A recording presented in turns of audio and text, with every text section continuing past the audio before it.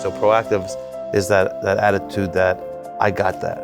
If we make a mistake, we'll learn from it, and then we'll take that learning, and that's how you get even better.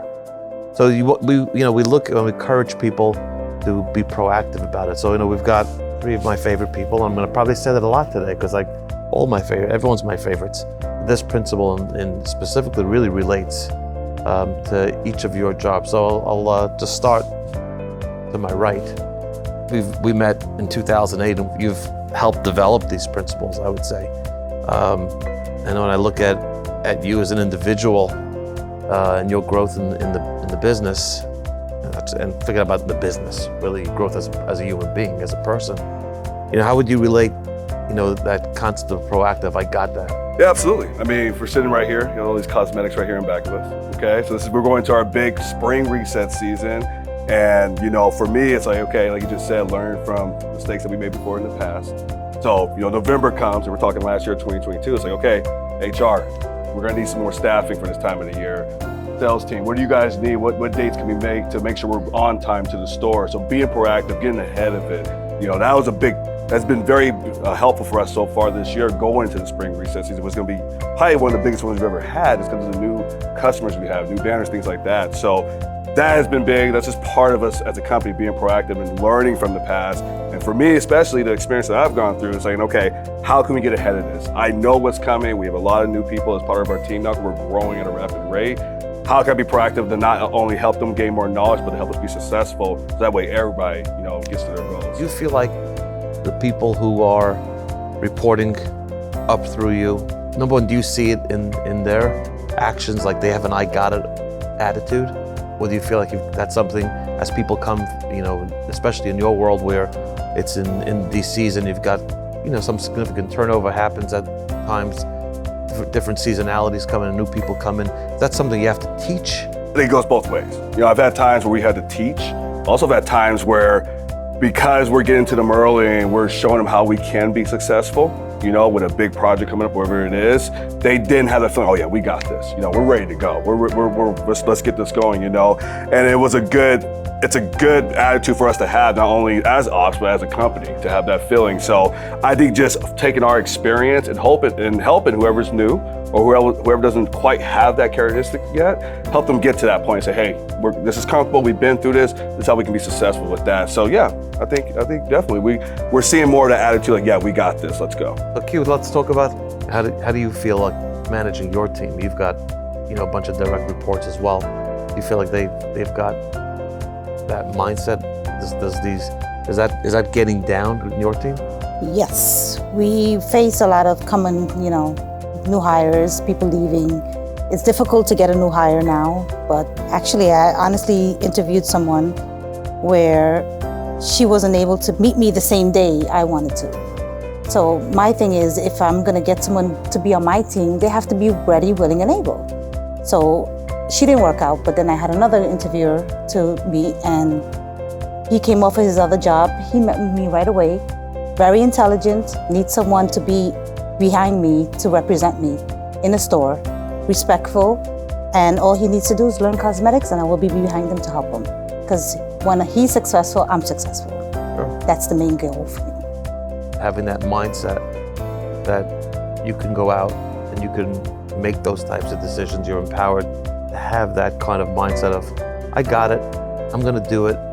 And there's handbooks for things and there's procedures, but sometimes you gotta go outside the lines, right? Do you feel like you have that ability to go outside the lines? Yes, I do, because if I have a rep to back me up, I could be able to go do other things that's important, as resets, training a new hire, or dealing with a store opening, or a manager saying, hey, I got inventory tomorrow, can you be here today?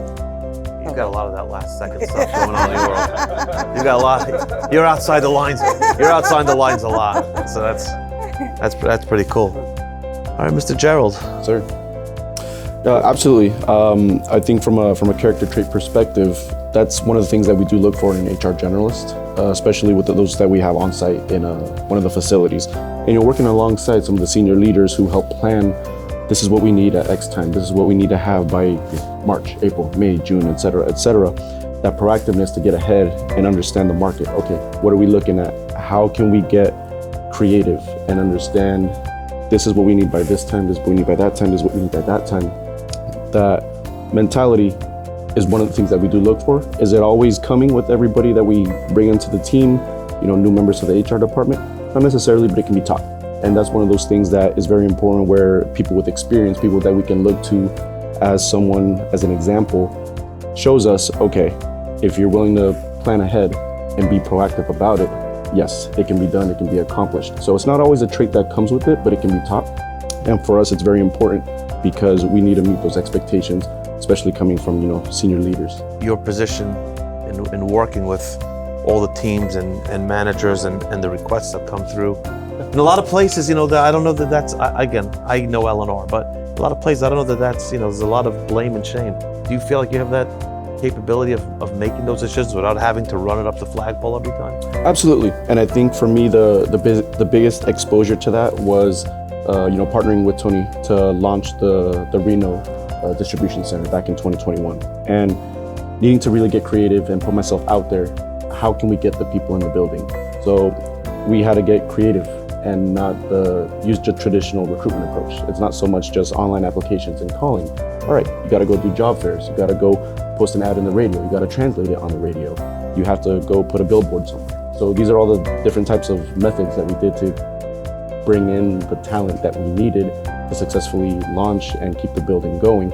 And after having good conversations with, at one point my superior, it became a repetitive thing where now I know this, I just got to do it. It just has to be done.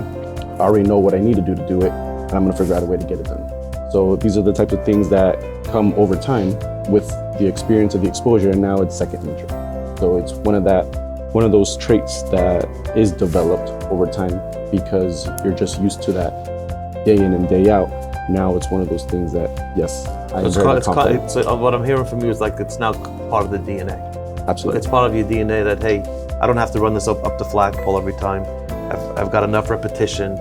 Something new comes up, it feels like, smells like, tastes like something else we've done already. I'm gonna do it. I know if I make a mistake, Jonathan's got my back. That's coming down. It's very encouraging for you to sit here and hear this because I feel like it is getting down and it is going and it starts at, it does start at the top, and blame and shame is really a rough place to be, right? Because then you become paralyzed, and you really, why would I say I got that if I'm going to get my head chopped off if I make a mistake, right? That's not a fun place to be. The culture, it's the culture of the business, the culture of what we're trying to instill onto others, and we are a representation of the people that we work with.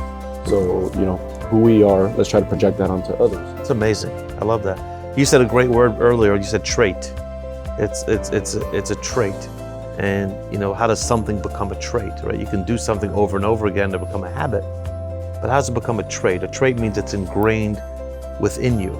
It becomes part of you, because if you do it long, if you have the repetition, it becomes trait through doing the repetition over and over and over again. Then it just becomes part of you. Now you have this proactive mindset. I got that. I'm realizing it now as I'm talking. All three of you did not start out in the position that you're in. Right? And you've come up through the ranks, right? So you know what it was like to be someplace else in a different position, came up through the ranks, which is all kudos to you. Congratulations to all of you for grabbing opportunity, seeing opportunity, and I'm honored and thankful that all of you stick with our business and stick with us and see growth opportunity here and see a place where you can feel comfortable and have. And that's really what the purpose of having a strong culture that has great leadership principles that give you the ability